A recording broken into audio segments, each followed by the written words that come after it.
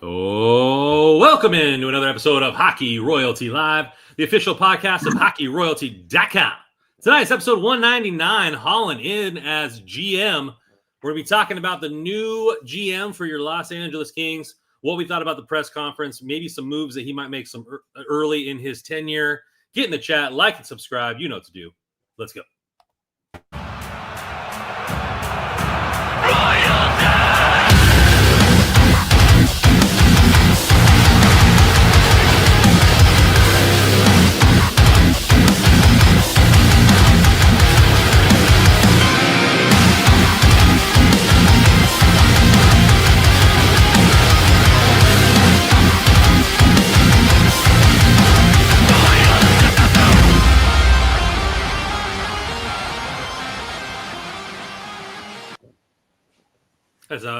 As always, that intro is brought to you by Ezera. They're working on a new single, so stay tuned. It's going to be out everywhere you listen to the music. Boys. Off season, we thought maybe we get maybe a week or two break, but now news is going to be coming fast and furious. Ken Holland in as GM of your Los Angeles Kings, 10th GM of all time. Kind of thinking about 10 GMs in what, a 60, 70-year history. That's some pretty good tenures for a lot of those GMs there. Holland probably the most tenured resume for any of the GMs that were available. We talked about what we were looking for in the next GM, but let's get started with how you guys are doing before we jump straight in. Russ, you were there today. How are you doing? How was the drive back home? What's going on? The drive back home is never fun. The 105 freeway is terrible, but I am doing good. The chat is doing good too. I can already see. I've seen Cody CC spams already to scare our friend Joe here, which is great. Mitch Marner in the chat, but yeah, you said it best though, Randy. It was like we thought we'd get a little bit of a break, but no, we're right back at it next week, and we got a new GM already, and it's a lot of moving parts, I guess, already in LA hockey. How you doing, Joe? I'm all right. No, I'm good. I'm kind of glad that this didn't drag out, and take a while. They got their guy they got the guy, and so off and running. So let's get the off season started. So I'm good with that. The chat is absolutely. I do like the chat. I didn't put the 105 and the 105 points together, but now I should have. That was a joke. I totally missed out on. Well done. Well done, Anthony Krabbe. But yeah, no, we had some fun today on Twitter. I'm sure we'll get into that with the 105. But no, all good though. All good. I'm excited. I think it's Holland's not necessarily like a fresh face in the league, but it's fresh to the Kings. It's new. It's exciting, and I feel filled with a little bit of optimism. How about you, Randy? It feels like I'm doing good. I'm just getting off of work. I'm doing a little dog sitting, so she's chewing on her bone right over here. So if you see her jump off in the background, if you're watching live, nice little Malinois in the presence. But no, I mean, to me it seemed like the Kings were like, okay, let's shoot for the biggest fish. Who's the biggest fish on the market right now? Okay, we'll bring him in first. Great, we like him. Let's give him the job. Like I thought, we all wanted to hope that they interviewed a lot of other people, and maybe they did in conversations over the phone. But it seemed like, hey, we need a big fish. We need a guy that's won cups. We need experience. Let's bring the biggest fish out there, and if he wants a job here, then let's just give him a job. That's kind of what it felt like. But, I'll get into how I feel more deeper about it. But it seemed they honed in on one guy. The interviews went great, and they got the guy that they wanted. So why talk to other people? That's kind of how it felt to me. What do you think, Russ? Yeah, I mean, when we talked to Luke today, he had mentioned that he talked to numerous people for the position. Who knows what that means? But, I mean, if you kind of think about everything or listen to everything that Luke said when he last spoke last week, I think it really falls in line with at least my perception is that they had already had Ken Holland like in the back of their mind, like this is going to be our GM. We just haven't announced it yet. I mean, all the talk about Hiller possibly coming back. If not, like he'd be very surprised if he didn't come back. And there's going to be a new GM come in. He'll want to have his fingerprints on everything, but who knows how big of a change that would happen. But I mean, it certainly seems like Holland was the guy from the jump, and I like it. It's certainly not the sexiest name out there in terms of like fresh and maybe young in terms of like people that are looking for like that type of GM. But I mean, you can't argue the winning resume, even with it, whatever how long it was away. I think he did a pretty good job in Edmonton. That team seems to be doing pretty well. So yeah, it's tough because it's all just words now, right? I mean, that's all it can be. We can look at resume, we can listen to whatever he says, but it's really going to be judged on what he does to fix this roster or add to this roster or improve it, I guess, in the offseason. So, I mean, actions are going to speak louder than words, but for now, that's all we got. So that's what we're here to evaluate. Yeah. Joe, Sorry, I was going to prompt you with a question here.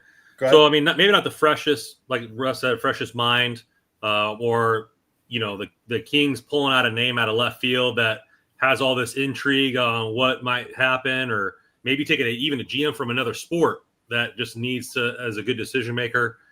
How do you feel about a guy this tenured and the fact that he was open to maybe bringing somebody else in underneath him? To kind of seems like for him to groom. Well, which we'll see if that happens. He mentioned that he's kind of got the okay to do that from Luc Robitaille, but that's at least in the immediate, that's not happening, but it could, to your point. I think the move is very practical, right? Like, yes, like what Russ said, I think we were all like, I don't know if I certainly wasn't expecting anything too crazy. I figured it'd be somebody that had been around the block before, as much as I was hoping just for something fresh. I don't know. Like, I don't know how that would go, but just for something fresh. But Holland is a practical option. The Kings are not going to rebuild. They were never going to, rebuild or blow anything up or do anything too drastic, right?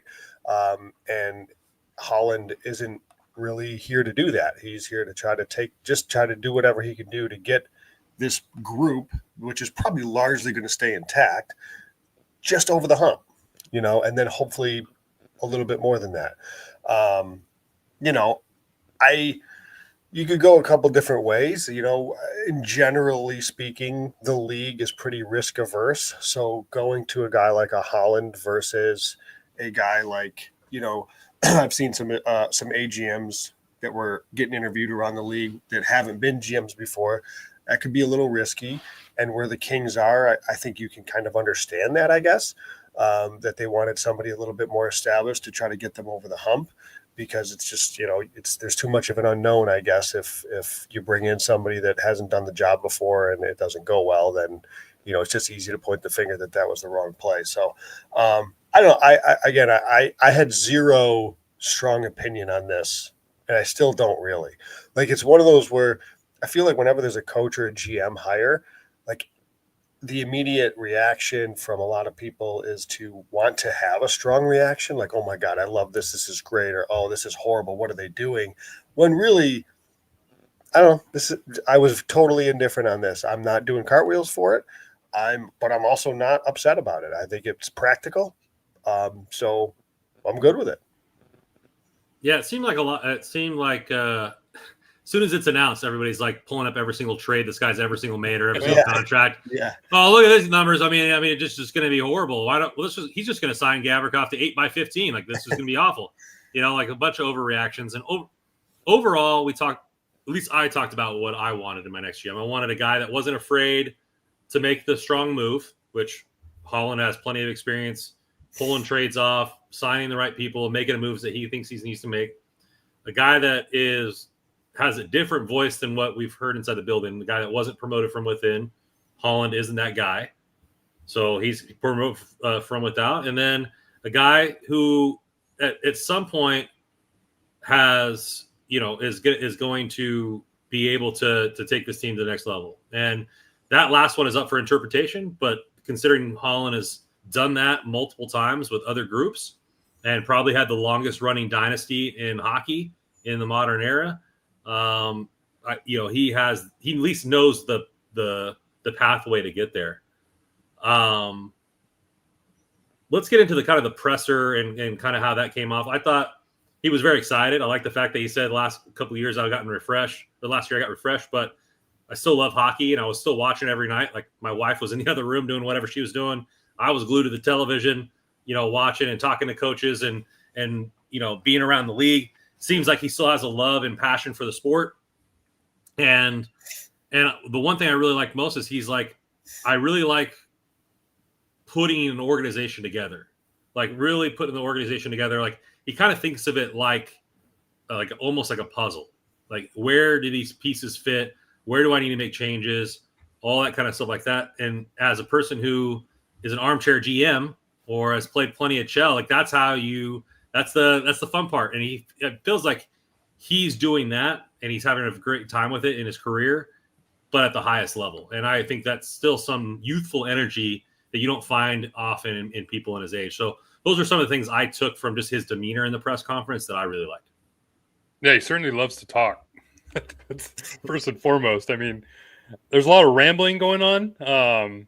It's hard to take anything of substance from these introductory press conferences, right? I mean, the guy's been here for like a couple days, and he hasn't even met the full team. Like after the press conference is over, he went over and started shaking some of the players' hands. He hasn't even talked to him or even met him at first. Like before this press conference even started, he went over and shook GJ Smith's hand to introduce himself or just say hi again, I guess. But yeah, I mean, we asked him questions. I thought the questions were all pretty good, but he pretty much tiptoed around most of them, if not all of them. And like I said, it's hard for him to give you any sort of direct answer. But yeah, the enthusiasm is definitely there. I love when he brought up, like you said, Rand, I love when he brought up that he was in the room watching hockey and his wife was in another room watching movies. I wanted to raise my hand and be like, same, that's me too, doing the same. But yeah, like that's the kind of guy. Like, I mean, yeah, he's just a hockey nut, just like everyone else. And obviously, he has the pedigree and the experience to put together a team. And this isn't a team that needs a rebuild. They're a team that is good. It's got the pieces in line already. It just needs to add a few more and fix a couple things that need fixing or improve on a few things that need improving. So, I think, like I'm not going to be overly pessimistic or overly optimistic right now. It's just we'll see what happens in the next few weeks and then go from there. Joe, how do you feel about the vibe of the press conference? I love his excitement. He's obviously enthusiastic. To Russ's point, he talks, which is fine. He's excited. So there was, I don't think that, like Russ said, there's not a ton to pull out of these. Like, listen, I wasn't expecting him to come in and tip his hand as to everything he sees, what his exact plans are, yada, yada, yada. So I wasn't expecting that necessarily. Obviously, he sees this team as a strong team that's got a really good core that's just needs to use the word tweak a couple of times. What that means, we'll see. Like to Russ is what he said. Like, I'm not overly optimistic. I'm certainly not pessimistic. We just got to wait and see now what happens. What does that right mean? There? What we're right there. What tweaks does he see to take this team to the next step, whatever that is, I don't know. And that's what we have to wait and see. It's certainly possible that he could, re-sign some guys and virtually run it all back. Is that, that I don't know. We just don't know yet right now where any of this stands. So we've got to wait and see. And, obviously we have our thoughts on, where we think some things could be tweaked, but what Ken Holland thinks is going to really be the deciding factor. So there is minimal things he can do outside of trades with the active roster, with the amount of free agents and restricted free agents that we have. The cap is going up, so there's always room to improve and do all those things. But he decided to keep the staff largely intact, or all the way intact. What is your view on running back with Jim Hiller as the coach of your LA Kings? Yeah. I feel like I'm going to be the guy in that meme that's in the town hall that stands up around everybody shouting. Because I'm actually kind of cool with Jim Hiller coming back, to be honest with you. And I'm happy about it. So I know Jim Hiller had his mistakes in the playoffs. That's plain and clear. Like the challenge, the way the system, the way that the team played, they didn't step on the gas when they had the lead. Shrinking his lineup down to whatever four defensemen and 9 forwards. But I think throughout the regular season, I know it's just we're looking for playoff success here, right? And it's hard just to look at just regular season success. But I think the work that he did in order to gain the respect of a lot of the players on the team, the majority of the players, I know maybe Jordan Spence and Brant Clark notwithstanding, but I think the work he did on that aspect was really admirable. And like there were talk of Jim Hiller being in the Jack Adams conversations with how good of a job he did as a first-year head coach. So I'm willing to give him another year, and I'm happy that the team is too, just to kind of see what he can build off of and what he can learn from coming off of his first year as a head coach in the playoffs. Because I thought Ken Holland brought that up too, is when bringing back Jim Hiller, when talking about bringing back Jim Hiller, he said, I forget the exact quote he said, but he talked about how he can maybe learn from his experience as first-time head coach in the playoffs. So it's kind of this. I kind of feel the same way I do about Jim Hiller coming back as I do about Ken Holland being the GM.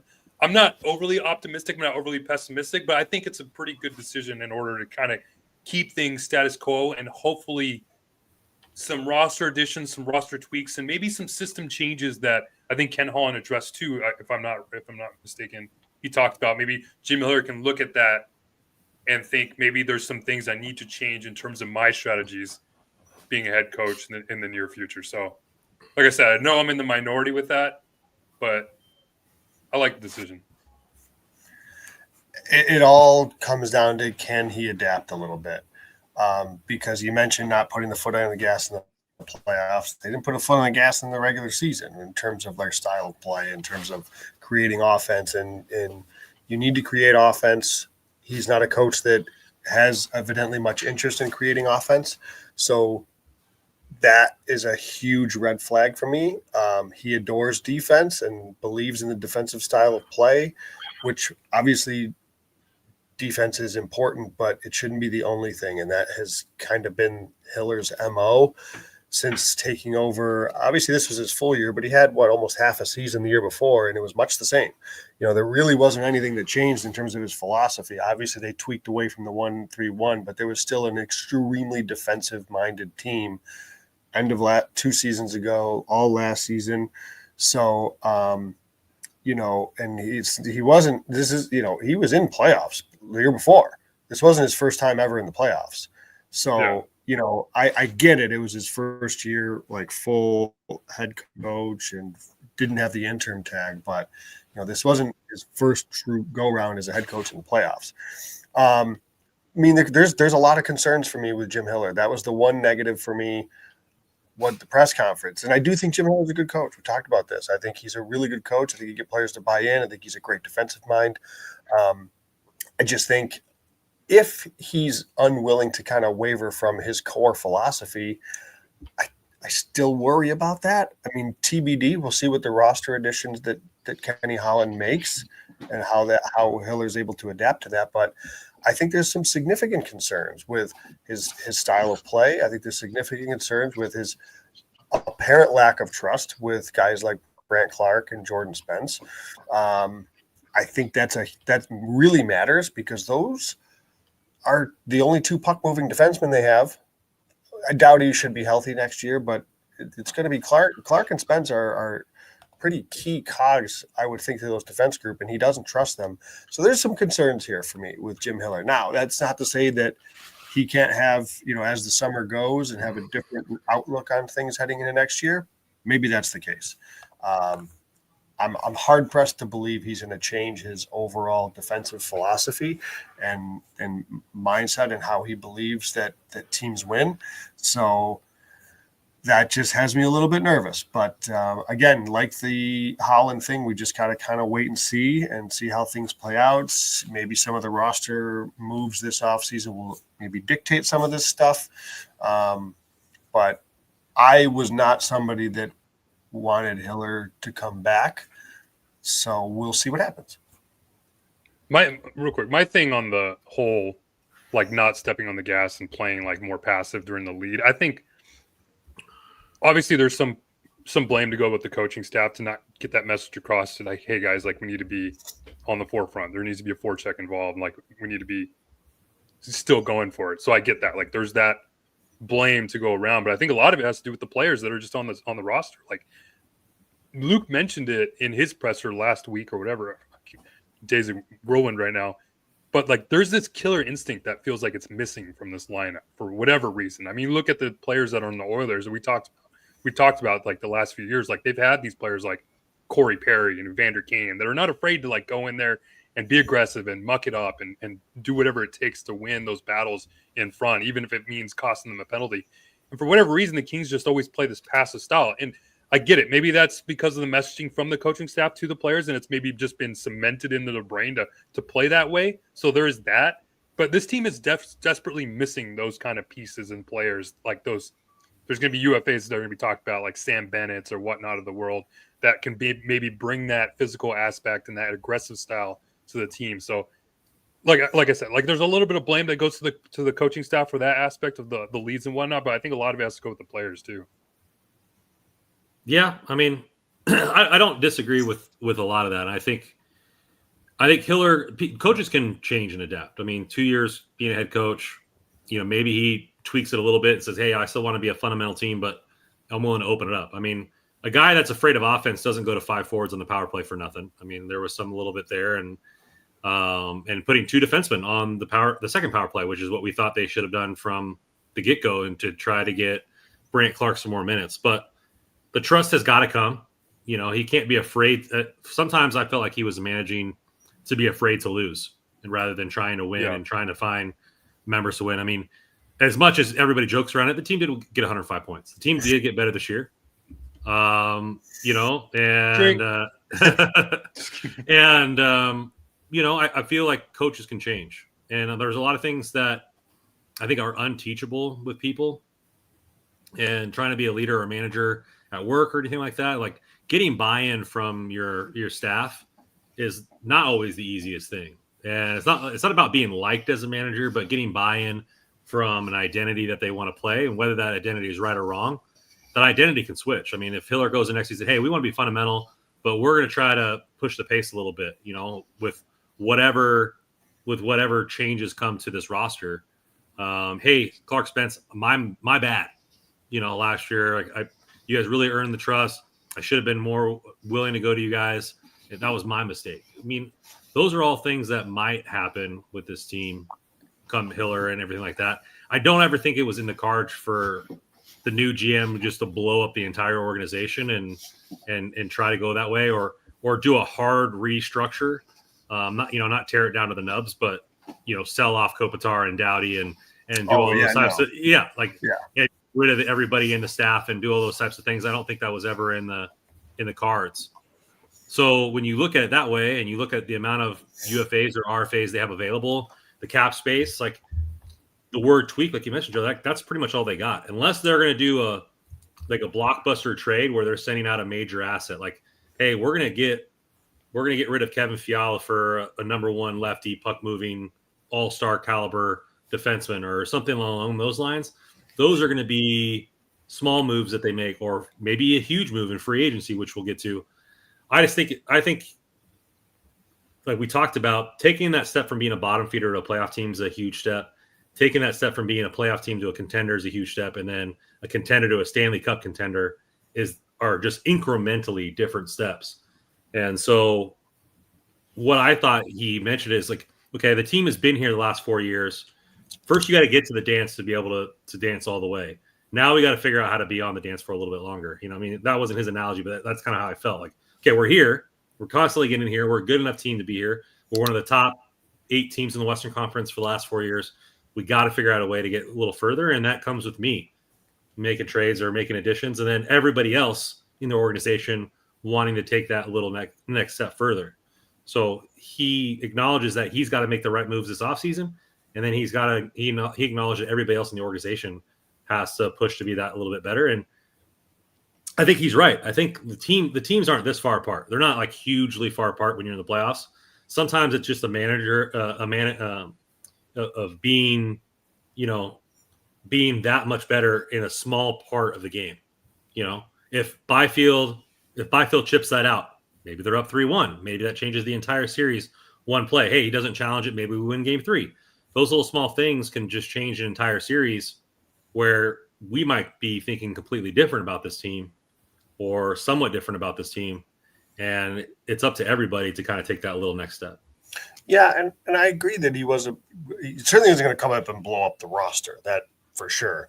I was wondering if there would be a change to the coaching staff, and there probably very well might be a change to the coaching staff at some point. Anyways, DJ Smith is getting a lot of looks around the league, so we'll see if there's something to come in there. The other thing to consider here, when a new GM comes in, none of these are his guys. So when it comes to trade assets, like you mentioned, Brandon, and I'm not suggesting he's going to trade any of these guys or not re-sign any of these guys, but he didn't draft Jordan Spence and Brant Clark. He didn't sign Vladislav Gavrikov. We don't know where his thought is on any of these guys. So that's something to keep in mind that, he didn't draft some of these guys where sometimes you have like that kind of, you're tied to him, if you will. So really interested to see just what he thinks the team's needs are, because he didn't really get into that, I don't think. That's the one thing that I would have liked. And although I think it was asked, but he didn't tip his hand too much as to, what are the needs. He mentioned about 600 times that it's a 105-point team, so they're really good and they're really close. And we check. But he didn't say what he thinks they need to get over the hump, to get past that first round. So we don't really. And I don't think he needs to. It's okay. Yeah, he doesn't. He to be clear, he doesn't. So I just don't know though. Could you imagine that in the presser? Just like he's like handing out like a sheet. He's like, this is my step-by-step plan for the offseason. Well, I'll say this. Step 1, talk to Gabrikov's agent to make sure that he doesn't want $19.5 million. I think it's fair. And maybe he just doesn't think this, but I think it's okay if a GM says, listen, this team is extremely good. A new GM comes in. This team is extremely good defensive. They're well structured. They don't give up a lot of goals. But clearly there's room for growth on the offensive side of the puck. There's room for growth with creating more scoring chances. And that's going to be a focus of this offseason. I think that's a pretty reasonable answer that doesn't tip your hand to any sort of individual player. But, I think he easily could have said, I would have felt way better. I might consider doing cartwheels if he started saying stuff like that. Which, again, I don't necessarily expect him to. He's probably not going to tip his hand. But, I guess I was looking for stuff like that rather than this is a 105-point team and Manhattan Beach is awesome. So Joe, I asked him, hey, you've been on the other side of this rivalry or whatever. Yeah, you did. That was a great question. Yeah, and what I asked him, what does he see this team needing? And yeah, that's when he just kind of tiptoed around the question and didn't really give me anything or whatever. And after that, I was like, all right, we're not going to get anything here. Can I say, Russ, to that? Because he said, the first year was 7 games. He went through every year. Every year. And then he said he paused last year. He's like, last year, yeah, well, we wiped the floor with you guys. I was like, yeah, what are you going to do now? That was good. I like some stranger coming in here saying Holland is a patient guy. You're not going to get any quick fix from him. I think if we're talking about his prerogative or where he needs to start, I think we did get that a little bit. And even though it might be a cliche answer, his job is to give a lay of the land. I mean, he might have his thoughts from the outside, but he needs to come in and have talks with every single person, multiple talks with all the players, talks with all the staff, talks with our scouting, because he's got to make a first-round pick if we still have it come June. And so, he mentioned that he had to do this in 2019. So he's already had to have that quick run-up to take over a team and get the offseason rolling. But I feel like he kind of tipped his hand a little bit and just said, hey, I'm going to have to speak with all these types of people. Yep. We have this coming up. We have contracts. I got to talk about agents. We got to do free agency. I got to get the lay of the land and talk to GMs about who's available, who's not available.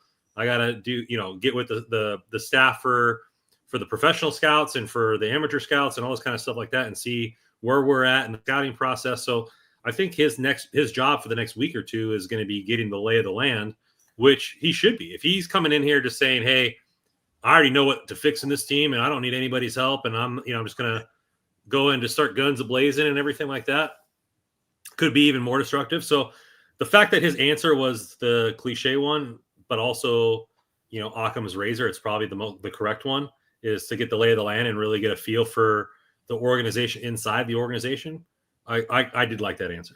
And the good thing is it shouldn't take him very long, to, when it comes time to assessing and figuring out what he may want and what's available and what other teams are looking for, because he's been around forever. He's got relationships across the league. So, that those will be pretty easy conversations, for him to have in terms of figuring out where he can look for help outside the organization, assuming, he goes that route. That's what's kind of like a missing aspect that I think we probably don't think a lot of, is like, if you're a new GM, this fresh up and coming guy, you probably have to introduce yourself to a lot of like agents you've never met before, a lot of other GMs you've probably never met before. Ken Holland's probably knows everybody. And I think that's probably maybe an added benefit that he has, that he brings in, saying like, "Hey, I could just give Pat Brisson a call and be like, 'Hey, what's up, Patty? Like, hey, what are we doing here?' Stuff like that." Like, so I wonder what that kind of dynamic will bring. Also, like, consider, like, with everybody staying intact, like, how is that going to work? Like, because I mean, I'm sitting there in the chair and I look at the door and I see like walking in like Emerson and Murray and Jared Stahl and Goldberg, the guy who does all the salary negotiations or whatnot. And I'm like thinking, like, it's gotta be such a weird dynamic to have this guy who's like, "Okay, I'm the general manager now. You guys might have your opinions about like certain players that you've traded for, that you've been okay with signing Joel Edmondson. You were okay with trading for Vladislav Gavrikov, bringing back all these players and whatnot. Now, like, you might have your opinions, but like, I wonder now, like, how is Ken Holland going to say like, "Hey, you think those players are good?" Like, no, they're gone. Like, I think this is what you need to do and whatnot. I'm just like more or less curious, like going through my head, like how that dynamic would work with everybody still in the room. It's the same group. Luke Robitaille is still the same president, but now you have a GM, and it's like, how much of obviously he's going to have the final say, but how much is he really going to listen to his guys? Because he did also say that he's going to bring in like another like voice or two, whether that is Ryan Martin, and I think Elliot Friedman reported, the AGM or the GM of the Hartford Wolfpack, the New York Rangers affiliate, AHL affiliate, or another name or whatnot. So maybe even his son that he's worked with, I think Brad Holland in Edmonton and even in Detroit. So interesting times ahead. I think there was a interview with Yannetti a few years back, and he was asked, how is it different being a head scout for Lombardi and Blake? And he said it's the same. You just scout players with the identity that the GM wants. Like, scouting is scouting. Like, what are you looking for? What a player does well, what he doesn't do well, and then we pick the type of players that have the identity of what the team wants. So that explains a lot. So you know what I mean? Like, so where? Well, I mean, I think it's another simple statement, though. You know what I mean? Like, so let's just say all these guys that we're talking about are good at their jobs, which they probably are. Sure. If they're good at their jobs but have a different direction or a different compass from Holland, I mean, you're still pulling the strengths and from everybody. It's just you're rowing the boat in a different direction. Yeah, and you kind of mentioned too earlier about some of the success he's had in Detroit and all that, and I think that part of that does overlap a little bit of a different era, like before the salary cap became a big thing. I don't put a ton of stock. I do and I don't. I put much more into what he did in Edmonton. I actually thought his tenure in Edmonton was really good. No GM bats 1,000. So you try to look at where we saw with Blake that what's a consistent blind spot for him was the defense group. And I don't know that from everything I've read about and looked at the moves and stuff that Holland made in Edmonton, there wasn't that consistent, like he's going for the same exact play style type of defenseman that Blake would always go for. So I don't know. Well, again, we have to wait and see. I thought his tenure was really good in Edmonton, so that's encouraging. And it may not be a quick fix, but like it kind of has to be. He's not here, necessarily for a long time. And the idea is to win kind of like right now. This is Kopitar's final year. Doughty's getting up there, final year of a contract. Obviously, we'll see what happens after this season. But like this whole thing was put in place by Blake to try to take another kick at the can with Kopitar and Doughty. Conceivably they're closer than they were before, but I don't know what that means when they've been in the same spot the last 4 years. So, I think Holland's job is to try to win something like really soon here, come a real contender ASAP, so I don't think this is a 2-year project. I think this is a win now project. You know what else is a win now project is with our first sponsor here at DraftKings. I got to win all my bets right now. So go on to DraftKings. The NBA season grind is done and the real fun begins in the playoffs. The NBA playoffs are here and it's time for the high stakes drama, clutch moments, and jaw dropping plays. I can't wait. If you're looking to make the playoffs even more exciting, DraftKings Sportsbook has you covered. As an official sports betting partner of the NBA, try placing a bet on your favorite player's performance. Will they drop 30, 40, or even more? It is your call. Here's something special for first-timers. New DraftKings customers bet $5 and get $200 in bonus bets instantly. Make it a playoff run to remember with DraftKings. Download DraftKings Sportsbook app now. Use code THPN. That's code THPN for new customers to get $200 in bonus bets when you just bet $5. Only on DraftKings. The crown is yours. Gambling problem? Call 1-800-GAMBLER. In New York, call 877-8-HOPE-NY or text HOPE-NY, which is 467-369. In Connecticut, help is available for problem gambling. Call 888-789-7777 or visit ccpg.org. Please play responsibly on behalf of Blue Hill Casino and Resort in Kansas. 21 age and eligibility varies by jurisdiction. Void in Ontario. New customers only. Bonus bets expire 168 hours after issuance. For additional terms and responsible gambling resources, see dkng.co/audio.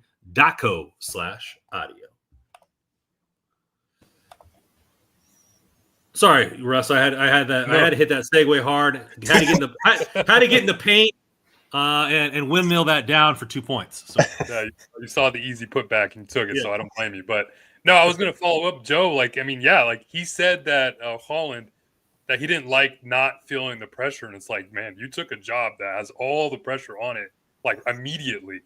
Because I thought Joe hit it right the nail on the head. Is you got to win now, right? Like you got to build. You obviously have the lineup that's found regular season success the last 4 years, but just can't get over the hump. So you have to figure out a way. I mean, there's a fan base here that's just been desperately needing some playoff success of late, and they just haven't been able to get it. So I don't know if maybe there's those, maybe that's where he can succeed in finding those little pieces here and there that this team needs. Cause I think that's maybe the biggest, and there's other areas that we'll get into as far as bigger needs. But as far as finding those little pieces, we've seen with Edmonton having success recently, the Nick Bukestads that they've had, the Matthias Janmarks who can't score a goal in the regular season, all of a sudden he's scoring goals in the playoffs for whatever reason. Those type of players that this team hasn't really been able to find in these last few years.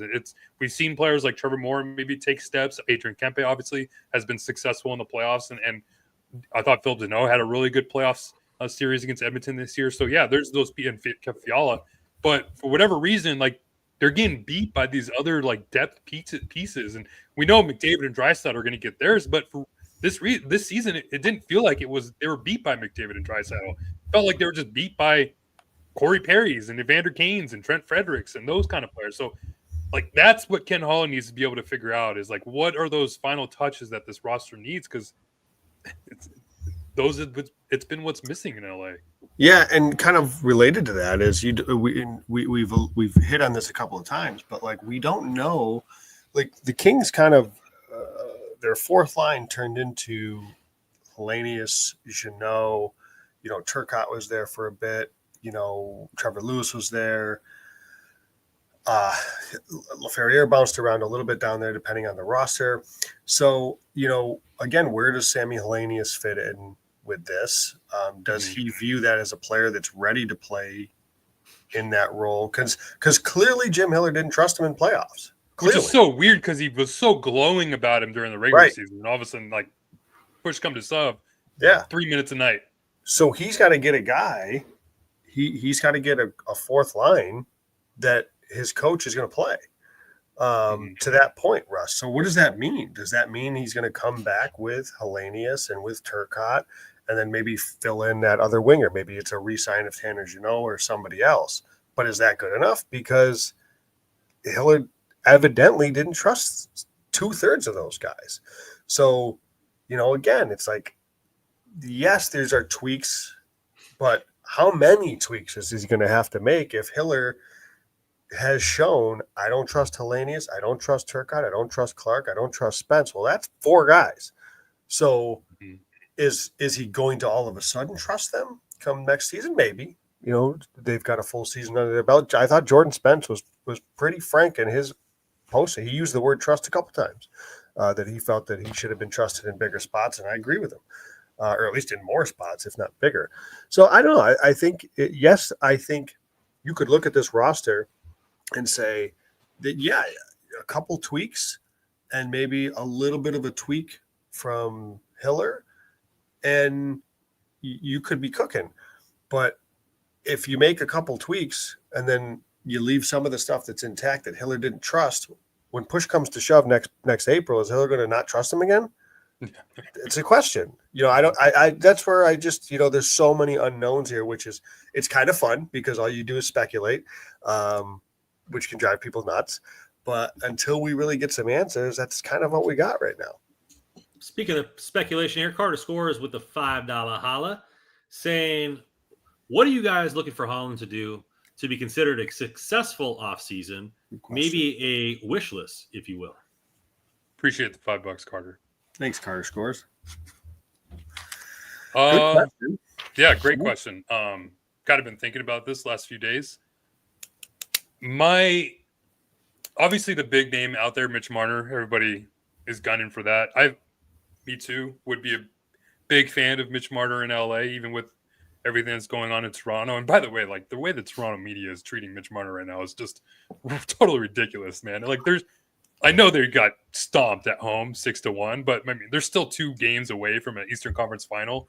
And they're already talking about like Mitch Marner is the worst thing to happen in Toronto. They should have traded him years ago. It's like utterly ridiculous that the way they're treating him. So yeah, we'd love you here, Mitch. So there's that. But I think there's bigger pieces that this team needs, or not bigger pieces, but other pieces that this team needs to fix or at least address. And that's specifically on the back end. And obviously, Joe, we've talked about this and ran in years now. It feels like that this team just, at least Rob Blake, strategy and filling the roster on the blue line, just we never were fans of it. And obviously the big free agent that the Kings have right now is Vladislav Gavrikov. I'm starting to lean. I mean, if you had asked me during the middle of the season, like if we should re-sign Gavrikov, I'd have been like, yeah, give him whatever he wanted. He was tremendous and whatnot. The more I think about it and the more I like kind of read things around the league and the way people are talking about him, like I'm kind of leaning now to just letting him walk in free agency. Because you look at the other lefty that are out there on free agency, it's like Matt Grzelcyk and Dmitry Orlov. Like, there's not that many big names. Like, Vladislav Gavrikov is like the biggest free agent name as far as left defensemen there that are available. There's going to be a team out there that's going to give him like $8 million per year. And I do not want the Kings to be paying that. Like, no thanks. I appreciate everything he's done here. I know the Kings paid a heavy price just to get him here, but it is what it is. Like, they got 2.5 pretty good years out of Gavrikov. First and a third, thanks a lot. Like, appreciate it. But for me, like some of the big names that I'm considering, I like what Joe just said about Hiller possibly not trusting players going into next season. I'd be very surprised if Jordan Spence is still on this roster. The way that Hiller kind of didn't play him throughout the playoffs. I mean, they sat him, they scratched him, and it's funny because like I keep forgetting. I'm glad someone brought it up earlier that Hiller was the coach last year in the playoffs, and you look back at the numbers and the time on ice that Spence had. He was tremendous. And it's so weird that now this year, like, you couldn't find any ice time. Like, there were nights he played less than 5 minutes. It was just strange. So I would expect Spence to either get traded or moved or whatnot, whatever it is for. Maybe you package him for a deal for another player. But one big name that I'm curious and I'd love to see the Kings go after is Aaron Ekblad. I mean, you look at the way that the right side of the defense is kind of shaping up, and if Spence is gone, you have Doughty, who's only here for maybe a couple more years. You have Brant Clark, who's still young, 22 years old, still getting his feet wet in the NHL. We'll see how many minutes he plays.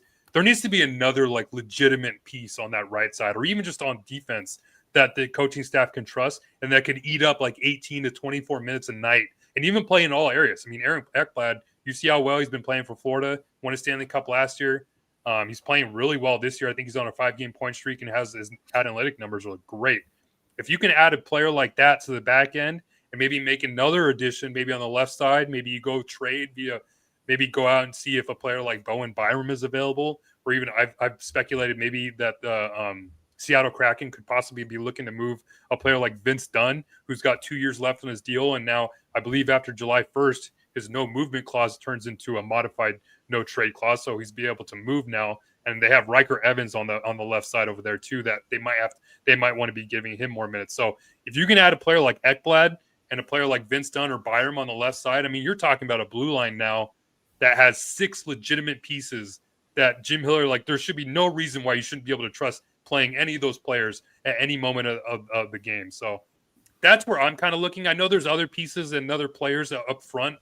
We'll see what happens as far as Andrei Kuzmenko. I thought he did pretty good. I wouldn't mind bringing back Kuzmenko on a short-term deal.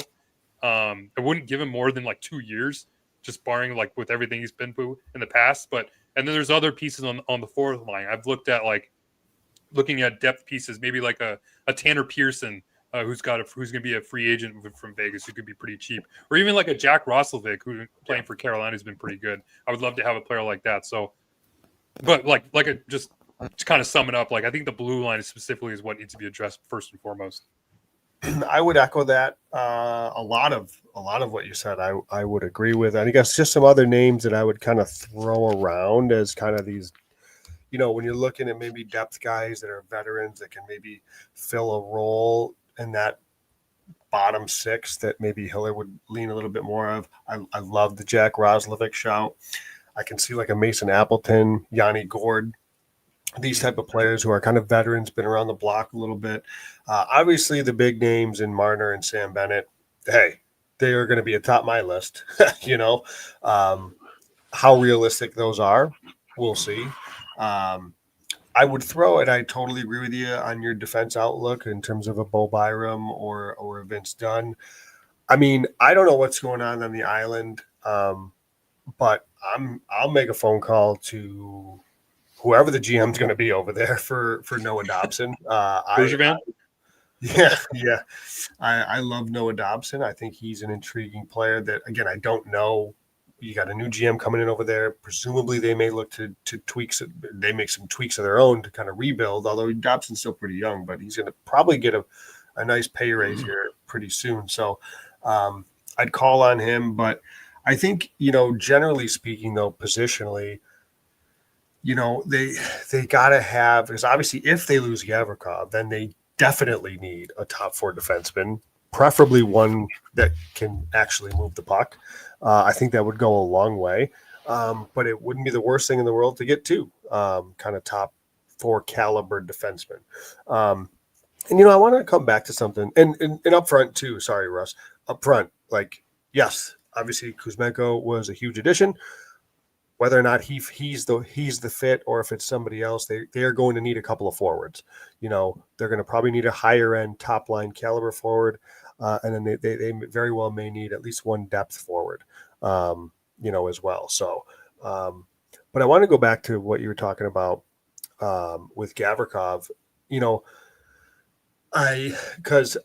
I'm also on board with letting him walk, but I think this gets kind of misconstrued sometimes in that, we think the player, don't like the player, don't think he's a good player or whatever.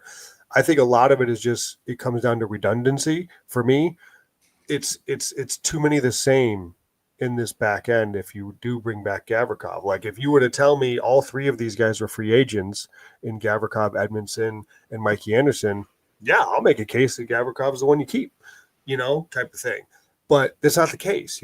Anderson's here for a while, and he's done a job here for the Kings for a long time, and probably a guy that's going to be potentially a future captain. You've got Edmondson's here for 3 more years at $3.85 million. So those guys are locked in. So it just is too redundant for me in style wise. And I think a huge thing that they've missed is, as we've harped on forever on this show, is they're truly missing some dynamic playmakers from the back end. And I think they could use one in the top 4. Those are tough to come by. Bo Byram comes with risk. A lot of Bo Byram's underlyings haven't been as good as his probably true talent is. But he's a talented freaking defenseman that the Kings really don't have a lot of, particularly on the left side. They don't have his play style. So it would be You bite your tongue. It would be refreshing to get a player like that. Vince Dunn would probably fit a little bit more of the mold, but he's much better in terms of skating and puck moving than they're used to. But he's a big enough defenseman, so I can see that making sense. But yeah, top 4D for sure, minimum, at least one. And they're going to need a top end forward. And so you think about it, when you talk about a team that's quote unquote as close as everybody says the Kings are, you're going into an offseason where you're saying, well, we need a top line forward and a top 4D. Those are two pretty big holes to fill if you think about it, right? So it's not like you're saying, you're Edmonton or one of these other teams. It's like, well, we got all those guys. We just need to fill in our third line guy and maybe a second or, a bottom pair D. Like, no, the Kings need a top line forward and the Kings need a top 4D. Not easy to get those guys. Yeah, I mean, maybe if it's successful offseason, maybe I'll finally get Jacob Chikrin, make that trade. Man. I had to throw that in there once. He was so good tonight. Like, he was like the only good player that they have. We've been playing Ivan Provorov to not be on this team. Maybe they'll pay him to be on this team. I don't know. All jokes aside, I think you guys are talking about all these depths, people, and is he going to have the confidence to play the fourth line? Those are all serious things. But when you have a superstar, it makes a lot of things easier. And we've been beat by superstars, the last couple of years. And so, as much as people want to complain about Marner and Toronto, and he's not a playoff caliber player, and he's never won this, he's never won that. I mean, the guy's 5th in playoff scoring right now, 5th. So, I mean, he's not doing too horrible. He's over a point per game in the playoffs. Like, I don't know how much more you could want from some guy as far as offensively. That's what he's getting paid to do, is put points on the board, and he's doing that in droves. So, yeah, I mean, a Sam Bennett, Marner, that would be my wish list. I understand that all of us say this team's going to be carried as far as the back end, and I do believe that's true. But one thing that a star gets you or multiple things that a star gets you in LA, one, it gets you a legit star, which I think Kempe's on the fringe, Fiala's on the fringe, but I would say he's a tier down. They're a tier or 2 down from Marner. Yep. So to get you a true star in LA, and so that's one thing. 2, it helps sell tickets. So, I mean, the financial part of it gets their jersey sales and all that kind of stuff like that. And it brings a lot of excitement to the fan base.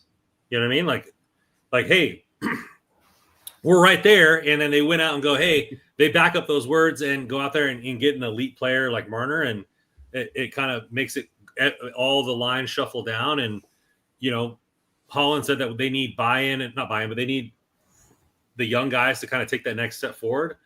I do think those are all things that this team needs. And so, like, regardless of the small things and doing all those types of things, Marner is the Aura Bennett would really send shockwaves, through this fan base, because it's something that we haven't had in a long time.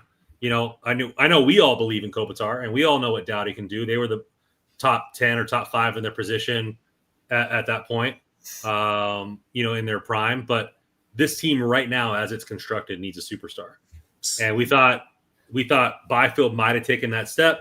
We've talked about Kempe, probably on a more offensive team, probably could be a point per game player and be considered amongst an elite winger in the league.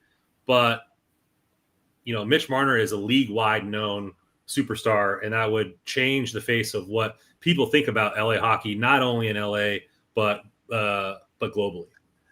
And I was thinking throughout this press conference, the way Holland was talking about how much he loves already since he's been here, Manhattan Beach and this, and he says he's got the buy-in from ownership to spend money, and if they're going to go to get years max contracts, I'm like, he's talking to Mitch Marner right now through the meeting. He's talking to Cody Ceci. Yeah, God. I will say, like, listen, I agree that a guy like a Sam Bennett, I would welcome on my team any day of the week. But there's a pretty big difference between Mitch Marner and Sam. Like Mitch Marner's a game breaker. Sam Bennett is a really good player, but like Marner's 100-point player. So there's a difference there. They're not on the same level, but Sam Bennett might be the type of player that they need as far as like what Russ was saying here, the killer instinct. He might be the type of player. I wonder, like, how much, Joe, do you put into like handedness too, right? I mean, because we've talked about that a lot. Yeah, right. I mean, look at what Kuzmenko was able to bring, and a lot of it was just because he was right-handed on the power play specifically. And like, obviously, he's very skillful, and a lot of that skill was put on display on the power play. But I mean, the team traded for Kuzmenko, and it was kind of a shrewd move. A lot of people considered that, but it was just because he was right-handed, and he was able to do a lot of things that the team really just couldn't do because they didn't have a righty. So Marner obviously is a righty, and Bennett's a lefty. Well, and the thing with not that I'm comparing the two, but you know what I mean. No, you're right. You're right, though. And so that's why you always kind of look at. We've kind of last couple of years kind of looked at like what right shot guys are out there, right? That's why I think Jack Roslovic could make a lot of sense for the depth of this roster. He could play some center, but yeah, you're right. And what I love about Marner is he's a playmaker. He creates offense. It's not necessarily that he's going to score 50, but he's going to set up guys and create offense. I think that is so much of what this team lacks is offensive creativity. They have so much of this, the north-south kind of roll your sleeves up type of guy. So I get it that Sam Bennett is a better version of that. I agree with that, and I'd love him on a playoff team. But I just think when you're looking at what this team needs in terms of offensive creativity, it's like, man, that's Mitch Marner all day. Because then, we started to see a little bit of it, right? Like you saw how good Fiala was when he was put with Byfield and the dynamic that line could at times create. And you started to see it with Kuzmenko and Kopitar, and Kempe. And it's like you get now a player like Marner and you got another multiple options that you can put out there from a creativity standpoint. It's like, yeah, it's huge. Again, there's going to be 31 teams that are interested in Mitch Marner. So it's going to be a tough task for simply LA to pull off. I don't suspect that all the eggs are going to go in one basket, but we've heard they're in on big guys every year, all the time, right? They were in on Brad Marchand, at least according to Elliot Friedman at the deadline, if you consider that a big one, right? They were in on Mikko Rantanen throughout the season, from the sounds of it anyways.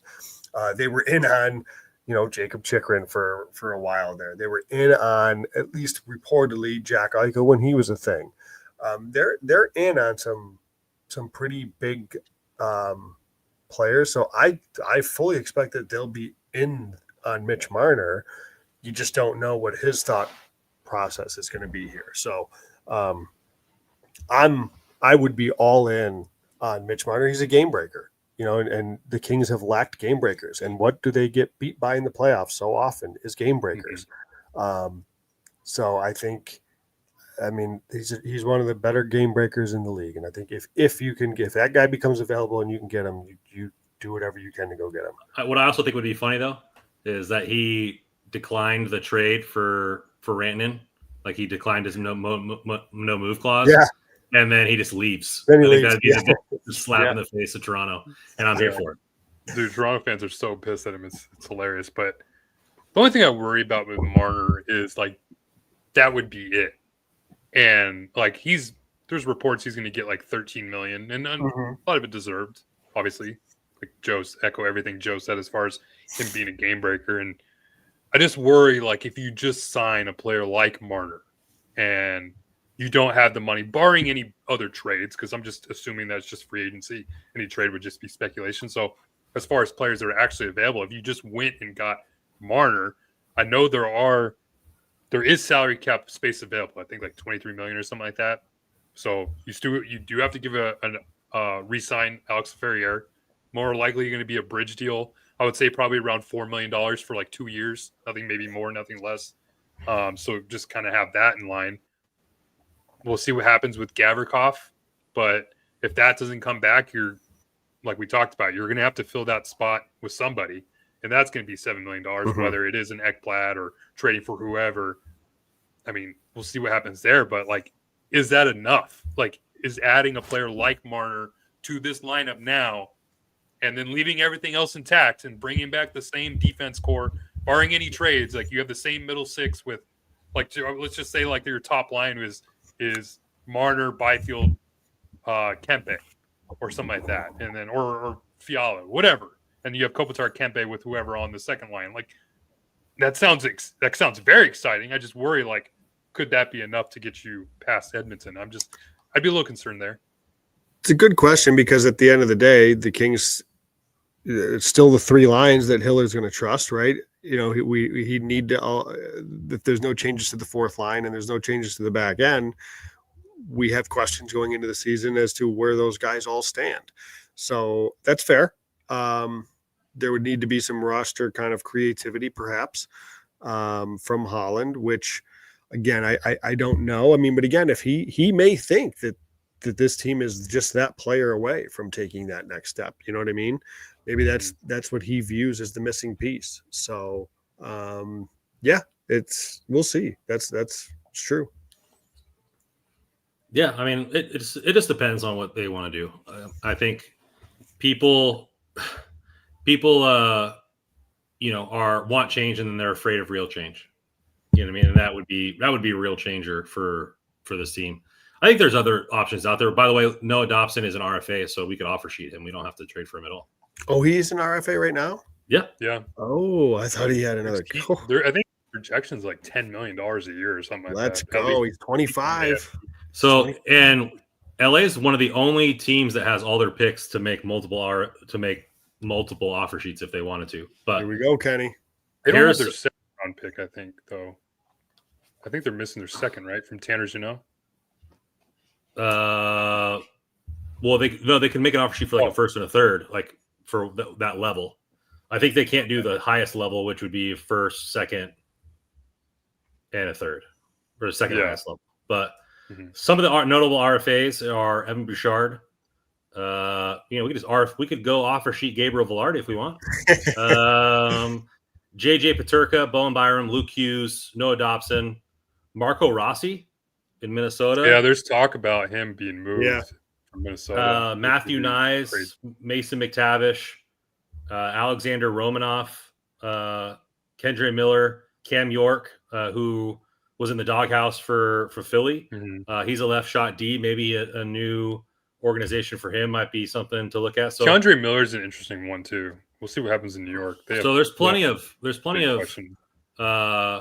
RFAs that offer sheets could be pretty huge. I mean, so there's a lot of options here for the Kings. How much would you like that second round pick now? There you go. But I mean, I just think that it's something interesting to think about as far as making some offer sheets and moving some things around, because essentially, if you get two good players and then you kind of get some more elevation from the fourth line, and Hiller kind of allows some of these young kids to play a little bit more often. I mean, this team could look somewhat different. So Russ, you had said, is Mitch Marner enough if they just plug him in, basically replace Kuzmenko, Mitch Marner, and everything else is intact. And your question, like, what if it's Mitch Marner and, one of the D-men you mentioned, either, maybe they have to make a deal to acquire, Bo Byram, they have to make a deal to acquire Vince Dunn. Let's say that those deals include, I don't know, could be Jordan Spence, could be Alex Laferriere, something. I'm just I know. Does that Trevor Moore? I don't know. Like, would that be enough for you if it's Marner minus a couple of these pieces, but minus those pieces brings in Dunn, for example, or Byram, for example. No, yeah, I see what you're saying. Move your needle. Like I said, like my primary fix, or I guess target for in the summer would be the defense, of course. So if they're able to fix that, because I just don't see Hiller trusting Jordan Spence for whatever reason. So you have to give him players that he will trust, or like it'll give him no reason not to trust those players. So if you add a player like a Dunn or a Byram or whoever, like so I mentioned Ekblad, you would probably have to move out like a more most likely Jordan Spence, obviously, and then to sign, you would have to move out Moore and Spence probably to sign Marner and get one of those players. So I could see like if that happens, then now we're cooking. Like that I'd feel a lot more comfortable because now you have a legitimate piece and like superstar, like Randon talks about, that this team desperately needs up front. And then you have some really like solid defenders that Jim Miller could just throw out whenever on the back end. So, okay, like get a little bit more excited there. I've long considered that this team desperately needs like a right shot center in the dot. I don't know how much of a need that will be or even be addressed, but it certainly seems like that was kind of missing at times because all the centers are lefties. Mm-hmm. And I mean, they're even practicing Alex Ferrier to take faceoffs because they don't even have a righty. So I wonder if that, and that's why I kind of brought up Roslovic. But yeah, like, I mean, I would love if it would be like a Marner and then you add another defender on the back end. I think that would be something I'd get behind a little bit more. I mean, also what Ekblad does, or a player like Ekblad, limits the minutes of Doughty and his aging. Now, see, Randy, you get it. You get it, Brandon. That's kind of where I'm going here, right? Like, Doughty doesn't need to be playing 24, 25 plus minutes a night. No, sorry. Like, we're not even like at 100.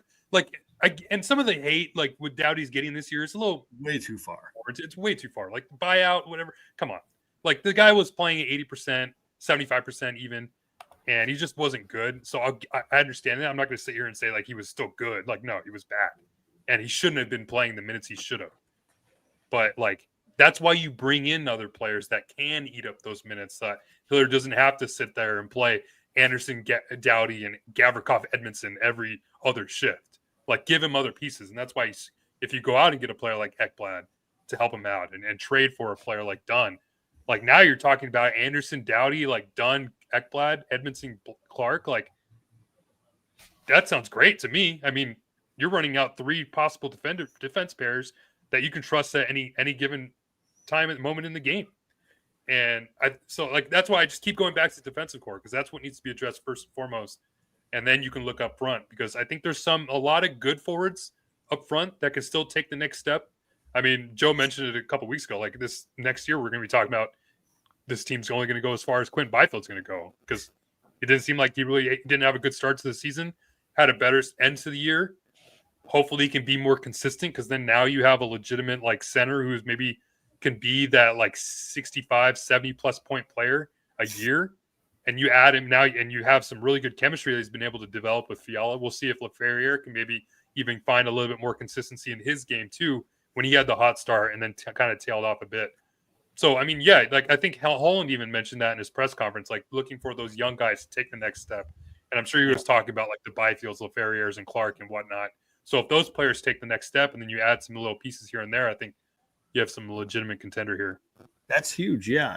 And the reason I had mentioned LaFerriere earlier in terms of a trade piece, I mean, I think I keep going back to, and I think Bo Byram is very much available in Buffalo, but I don't know.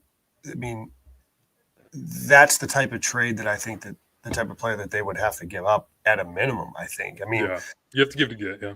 Because Buffalo doesn't need more picks, and while I think they could probably use a right shot D, I don't know that it makes sense. That style of right shot D of Jordan Spence, I don't know that it makes sense for Buffalo. But like they could use a middle 6 forward for sure. Now, is LaFerriere the stock? Because I think they're kind of looking the same way the Kings are. Like they could really use a Sam Bennett type of guy in Buffalo.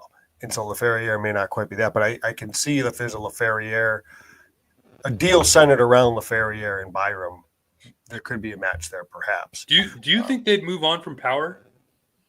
I don't think so.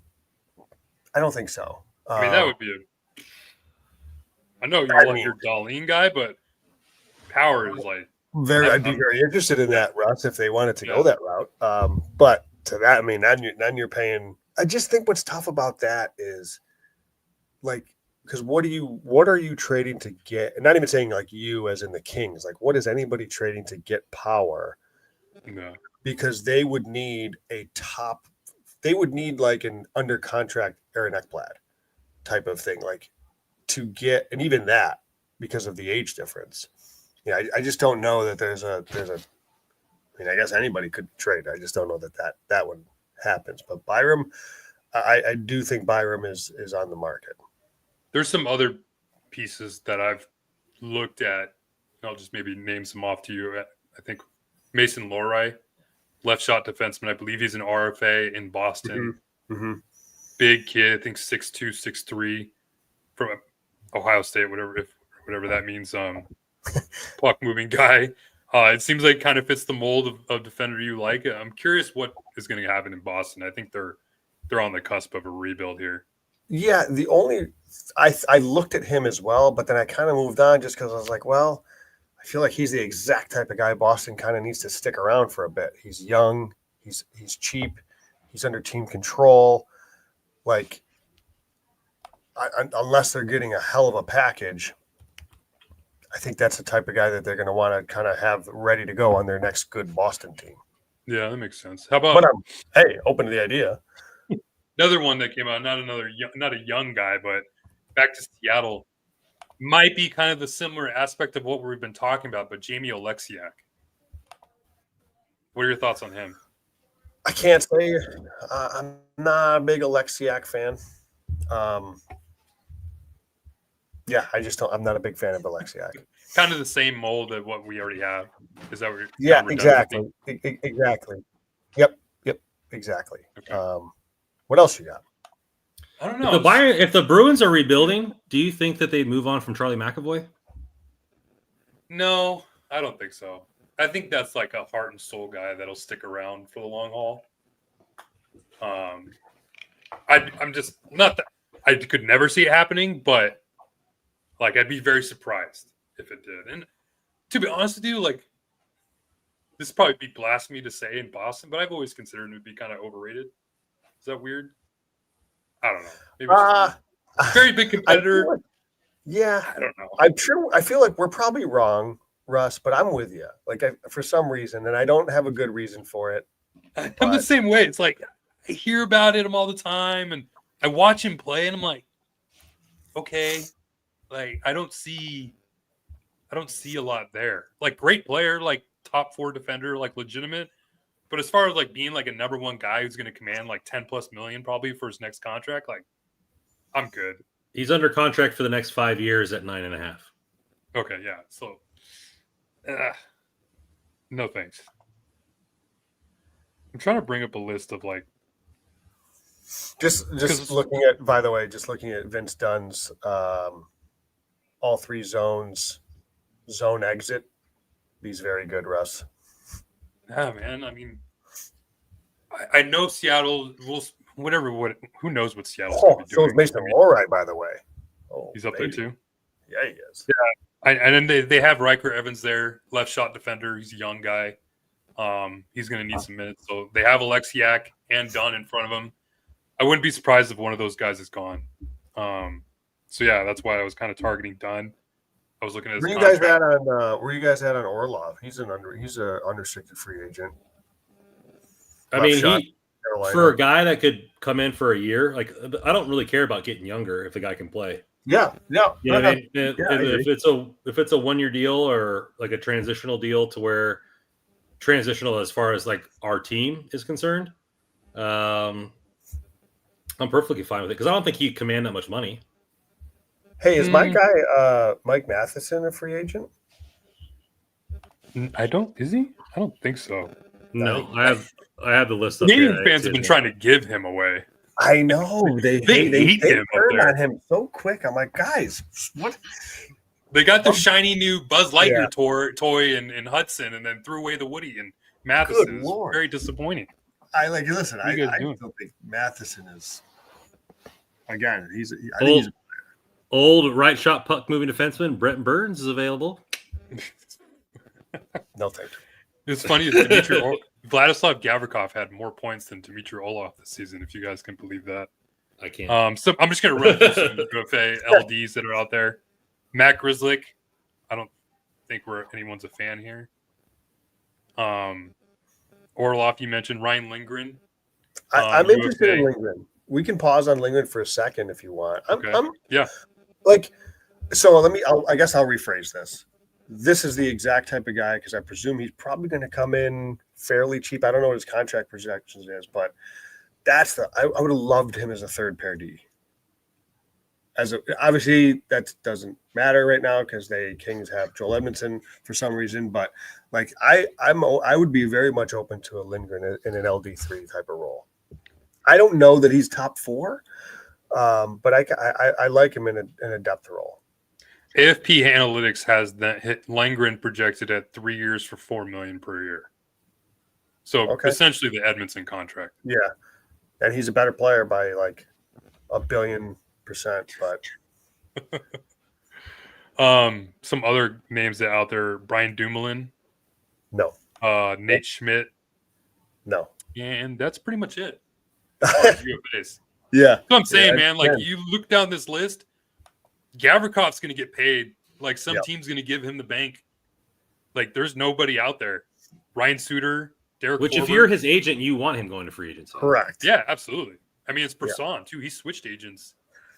There's no reason for him to just sign right now. So, like in order for this team to get better, either they need to sign on the right side, which means they need to move Spence for somebody on the left side, or for just to move him to create room.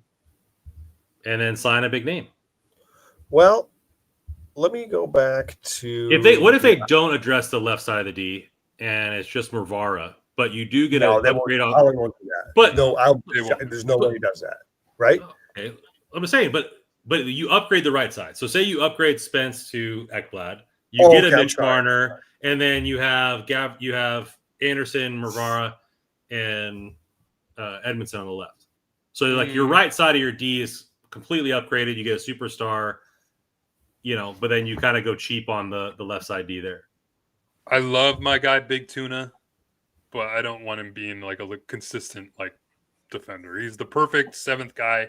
Needs to come in whenever Edmondson or whoever gets hurt. But as far as playing him like nightly basis, like I'd be scared. I wouldn't be like totally against it, but nah, I don't know. Let me throw another name at you. Left shot defenseman. I'm going back to Long Island because again, maybe they're looking to do some things different, rebuild. I don't know. We don't know. It's a 30-year-old defenseman, Adam Pelech, left shot. So I don't know much about him, and kind of give me like a scouting report on it.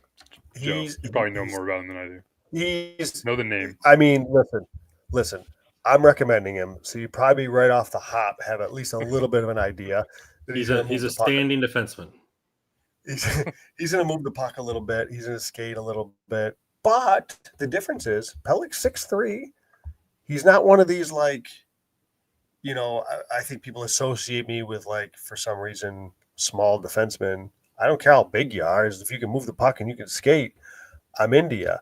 And I don't know. I think Pelech can skate a little bit. I think he can move the puck a bit. His zone exit kind of stats grade out quite, pretty good. He's always at least in the controlled exits.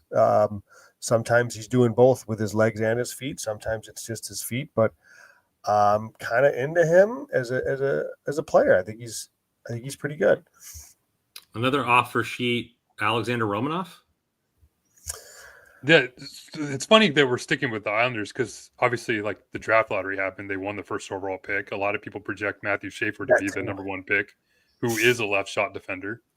I would expect him to just jump right into the NHL. So you look at players like Pelech. I was looking at Pelech's contract. He has 4 more years left at $5.75 million. He actually has a no trade clause that ends this summer. So there's that. Really? I didn't catch that part. Okay. Yeah, it turns into a modified no trades clause, kind of similar to what Dunn is going through. So yeah, that could be another interesting. And like Romanov, you mentioned too. That's kind of like a and Romanoff, I just remember from the games that the Kings played against him, he's a boy who likes to hit. He's not afraid of the physical side of it. So he's almost kind of like a Zadorov kind of player. God, the Kings are going to trade for Nikita Zadorov, aren't they? So, but I mean, yeah. I've liked Romanoff. He seems like he could skate. He's got good enough puck movement. He's about a quarter point per game player. A little bit of nastiness to him. 200 pounds. So he's an I think he's yeah. I keep forgetting. Romanoff feels like he's been around forever. I remember back in his Montreal days, but he's still so young. Yeah, 24. But the thing with Pelech, what I like about Pelech, guess how many goals Pelech scored this year, guys? 0. Hell yeah. But he had 21 assists. And if you look at his Jay Fresh card, his even strength defense, he was in the 100th percentile. Oh my God. He's a king. But first assists, 69th percentile. So this guy, he can defend. He's big. He's long. He can move the puck. He can skate. He's under a reasonable contract. Are you talking to Ken Holland right now? I mean, if he's interested, I'm curious, like what kind of like trade like they would even want for that. Like I would assume it'd be like draft picks. Right. Again, total speculation. You got a guy in Pelech who's been there a while. He's under contract for 4 more years. I think he's only been on Long Island. I don't even know if they would consider trading him. But this is the thing, like just speculation. They don't even have a freaking GM. I don't know what they're looking to do. But if I'm looking at targets, he's one of them. Well, yeah. I mean, especially if they're looking to draft Schaefer, I mean, right. I wouldn't think they'd want like a Pelech or a Romanoff playing in front of him. They'd probably just want to throw him to the fire. So, that's the thing with Romanoff. Like they just Romanoff would have to be based on Evo hockey here. We would have to give up a first and a third for our offer sheet to get Romanoff. I don't think Romanov is good enough to do that. I would be interested in Romanov if he was came at a discount. I don't know. I don't know if I'm there with. Well, we don't have a second round pick to go the tier below that. So right, that's what I mean. So I don't know that I'm doing a first and a third for Romanov. But I mean, to me, I want to win now, and Romanoff would be a player that would help us on the left-hand side. And a first-round pick, you're not waiting 4 years for a guy to develop. Yeah. I mean, a lot of these guys we're talking about would probably fit the mold of what we're kind of looking for on the left side. I mean, you can look for Romanoff, you can look for Pelech, Dunn, Byram. Like all those guys would probably be cheaper in terms of actual cap hit than what you would pay Gavrikov, and you already know what you're getting out of Gavrikov. And this isn't nothing to knock on Gavrikov because great player, but if I'm having to pay like $8 million a year to Vladislav Gavrikov as opposed to maybe trading a few pieces and paying like $5.5 million a year to like an Adam Pelech for the next 4 years or whatever, just to kind of give you an example, like that's kind of where I'm leaning toward. Because I mean, Gavrikov, what is he? He's 30 years old. He's looking for a 6-7 year deal. You want to give him that much money till he's 37 years old? And again, and I know people probably get sick of hearing this because I put a lot of stock in it, but when you look at his zone exits, they're among the worst on the Kings, let alone, it's just not, he's not good at exiting the zone with possession, and pretty much every defenseman that we've named so far does. So, part of he is good at defending in the zone, but if we're talking about this team taking the next step and getting over the hump, I want guys that can get me out of my zone, cleaner. And that's exactly the type of stuff we're talking about. So at RFA, that would be interesting. Would be that's a scorer that you might be able to get at cheaper cost than Bennett or definitely Marner would be JJ Peterka. Yeah, I don't know. I mean, I don't know what the hell Buffalo's going to do. So Peterka, I have his AFP analytics. So he's projected at a long-term contract at 7 years, 7.79. So he's not going to be cheap. I mean, I would expect his next deal to be pretty expensive. It's so weird. There was as long as we get him under 7 $7 million and 20,000, then we can offer that first and third. The other I don't forward know in if I'm- Buffalo, Right at that top, they'll squeeze out that last dollar. there's another forward, a young forward in Buffalo that I think is more. I don't think they're going to let JJ Paterka go anywhere. I think that's a guy that is going to stay. But I wonder about Jack Quinn. I don't know where you guys are at on Jack Quinn. He's a right shot, restricted free agent. Again, doesn't really fit the bill in terms of like a top 6 forward necessarily. But he's a right shot and he's young.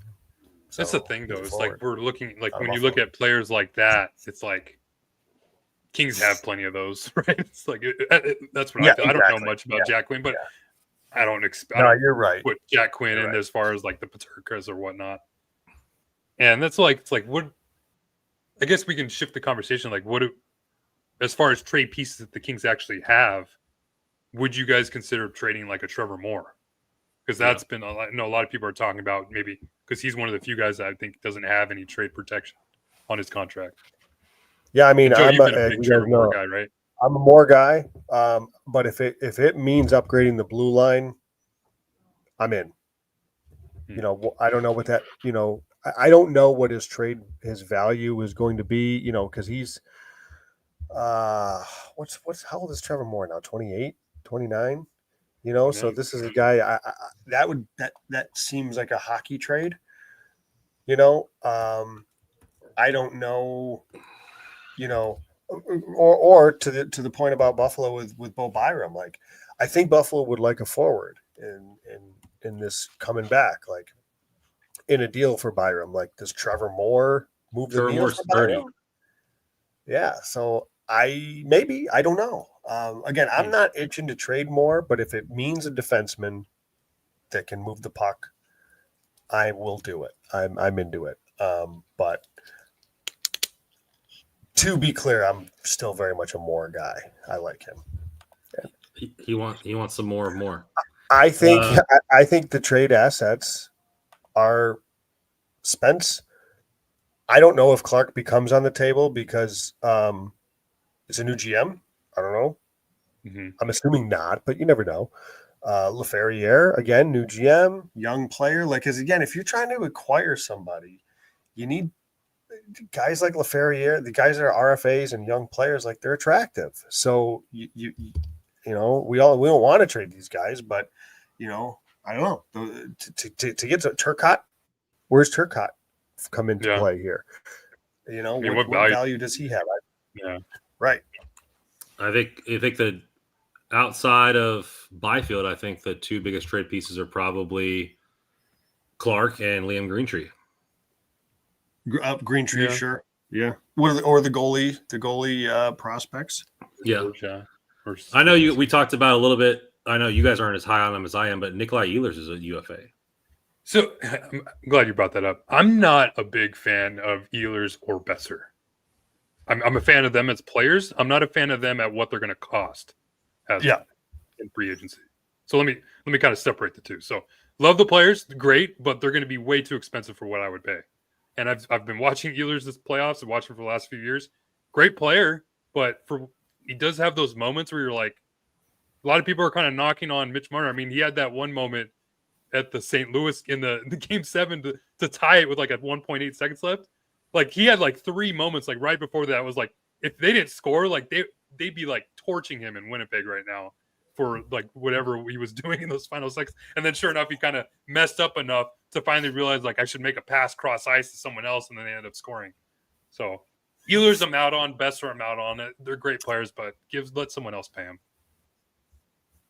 Yeah, that's a cost thing. I agree with Russ. Like that's a cost thing. I'm in on both if it's the right cost, and really maybe not even cost, but I always talk about the term on these deals, right? I'm always concerned about the term, and sometimes you got to do it because somebody's going to do it, and that's what makes me a little bit uneasy. But I do like them. I definitely like them. If the Kings are truly in win now mode, and that's truly the goal is to win now, then term is irrelevant because, I mean, that they're trying to win in the next 2 years or whatever. So term is irrelevant at that point. If they're truly in win now mode, they're not worried about a player and how he's going to play 7 years from now. Yeah, but I mean, that still should come into play. And like, that's where I say, like, does adding a player like Besser or Ehlers, I mean, we just had a full conversation about even adding Marner. Like, and like, I think all of us would agree that Marner's far and away a better player than both of those players. Like, does adding a Besser or Ehlers alone make this team a contender? I don't think so, unless maybe there's some other additions here and there. But that's why it allows more moves. Yeah, it does, because it's probably a lot cheaper. What do you think? Ehlers gets Marner? 9? Yeah, maybe. Ehlers gets probably 9. So you have if Marner's getting 13, that's $4.5 mil difference to maneuver. So, if they say they offer sheet one of the left-hand D we talked about, they get Ekblad and they get Ehlers or Besser. I mean, that team is a whole lot better than what they. I might be able to get behind that. Like getting a tier down in the forward group allows you more freedom elsewhere. How about this? I'd rather sign Andrei Kuzmenko at a 2-year deal at like $6.5 million than give Besser or Ehlers money. I'd rather do that. I didn't give Besser Ehlers term. Yeah, at whatever they're going to cost, because they're going to get it. Like the Wild are going to offer Besser like 6 years at like $7.5 or $8 million a year. Yeah, see, she agrees with me. Yeah. But yeah, like Kuzmenko, she was all in. She was all in on that idea. Yeah, exactly. Like Kuzmenko, like he was almost a point per game player when he got traded over. He was exactly what this team needed.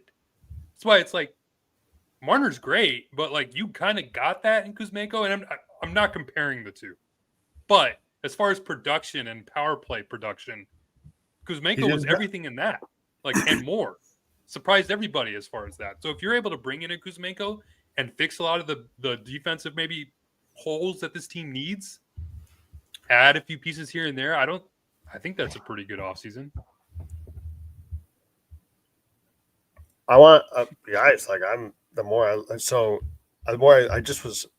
did a quick search on Adam Pelech on the Twitter machine, and he will not let this die. Well, now I'm curious. And Jay Fresh had posted, you saw like he had like his like stuff per 60, like D-men that just players like just were he was in like the top 10 or 15. Which so was Brant Clark, by the way. So like, don't look at his goals, don't look at his points. How often have I said I don't care about how many points they get? I care about how they make their plays. I had retweeted yesterday. Jake Wallman didn't get a point nor a plus on the overtime goal against Vegas to clinch the series, but the play starts from his stretch pass, tape to tape, to Connor Brown. It was Connor Brown? I think it was. Like, that's a play that it looks simple and it looks like nothing, but it's just so often those plays die when it comes to Kings D-men. So the Oilers are winning playoff series with freaking Kasperi Kapanen, man. Like the team of destiny. It's unreal. But freaking waiver wire pickups. Yes. And why was Kasperi Kapanen able to do that? Because a defenseman was able to make a tape-to-tape pass to get them into the zone. Mm-hmm. So then those guys can do the offense starts from the back. I'm a firm believer in that. It starts from the blue line. I think that's a large reason, by the way, why the Leafs haven't won in playoffs, because everybody looks at their offense and like, they're not a good defensive team. They never score in the playoffs. Like they haven't been able to win in playoffs because they haven't been able to score. I think they don't have that many defensemen that can move the puck. Meanwhile, look at Edmonton. Those guys all move the puck. Sometimes it's with plenty of risk, but Klingberg, Kulak, Bouchard, Nurse, all these guys, Wallman, all these guys comfortable with the puck. Sometimes a little too comfortable with the puck. They just have back-to-back shutouts so they can play some kind of defense. Right? Exactly. They make plays. I can't believe Klingberg's been for them too. Like it's funny. Yeah. I remember saying I think it was game 2, and I was sitting up in the box with Noel. I was like, man, like I haven't even noticed Klingberg. I think that was his first game. And sure enough, he has that goal, like sets up that goal with Arvidsson or whoever it was the next time. I was like, God damn it. I just say that out loud. But he's been good ever since he's come in. It's Very good. Crazy, Very good. Crazy. Yeah. Yep. Well, what's been good has been talking to you, fine gentlemen. Only the first episode of many for the summer. And we're going to be on pins and needles to see how this offseason shapes up, what players are going to be made, what contracts are going to be done, and we're going to be here to criticize it all. You can find all of our articles here at hockeyroyalty.com. Find us on Twitter or X or whatever you want to call it, at hockey_royalty, Random Commando 24, JW Paterino, and NHL Russell. Going to be having some draft content coming up for all you draft nuts like me about some of the prospects that could be available at the first round pick if we keep that pick in the off season. So plenty to come up here. Thank you guys for jumping on. It's a new horizon here in LA, and we're here for it. So excited to see and cover this team this off season with you. Thank you guys for being in the chat. Please hit the like button on your way out, and always on this podcast, go Kings go.